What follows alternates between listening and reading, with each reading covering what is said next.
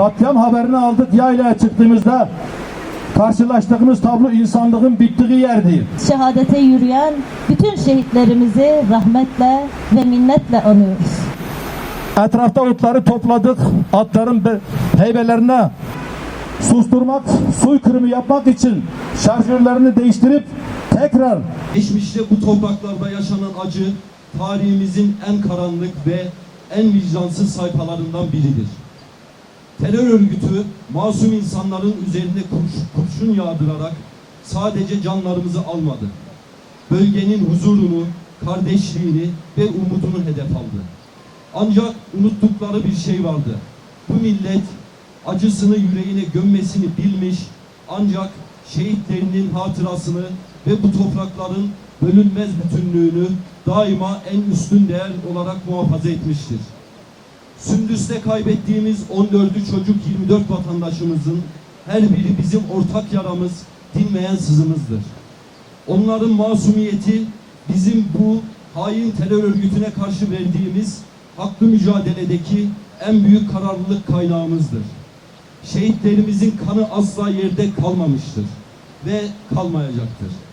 Devletimiz, kahraman güvenlik güçlerimiz fedakarca çalışmalarıyla terörün kökünü kazımış, aziz vatanımızın her köşesinde huzur ve güveni daim kılmıştır.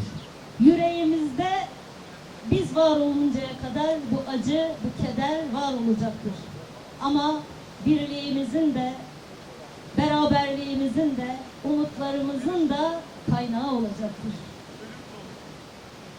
Bizim üzerimizdeki en büyük sorumluluklardan bir tanesi ise vatanımız, birliğimiz, beraberliğimiz uğruna şehit olan, şehadete yürüyen 24 canımız için geleceğimizi, evlatlarımızın geleceği için birliğimizi daim kılacağız. Her zamandan daha güçlü olacağız ve geleceğe umutla yürüyeceğiz. Çocuklarımızın bir daha terör korkusuyla değil, güvenle, umutla geleceğe yürümesi için hep beraber bir sorumluluk edineceğiz. O sorumluluğu büyüteceğiz, bir olacağız, beraber olacağız.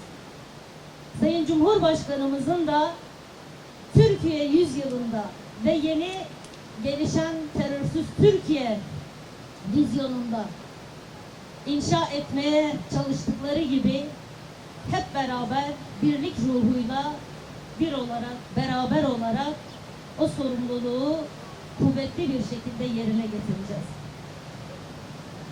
Ve huzurlarınızda terör örgütünü ve destekleyicilerini şiddetle lanetliyoruz. Aradan uzun yıllar geçmiş olsa da bu kara günün acısı ilk günkü gibi yüreğimizdedir. O gün sadece toprağa canlar düşmedi.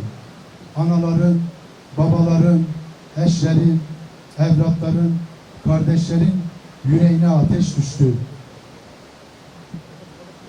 Ancak yaşanan tüm acılara rağmen hiçbir zaman birlik ve beraberliğimizden ödün vermeyerek gerekli tepkilerimizi, gerekli çalışmalarımızı bu konuda yapmışızdır. Şehit ölünce değil, unutulunca ölürmüş.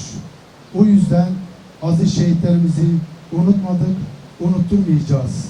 Geride bıraktıkları kıymetli ailelerine dün sahip çıktığımız gibi bugün de yarın da sahip çıkmaya devam edeceğiz. Bugün burada insanlık tarihinin gördüğü en kaleş ve en kanlı ve en vahşi katliamlardan birisinin Sündüs Yaylası'nın katliamın 33. yıl dönümünden canlarımızın, şehitlerimizi anmak için toplanmış bulunmaktayız.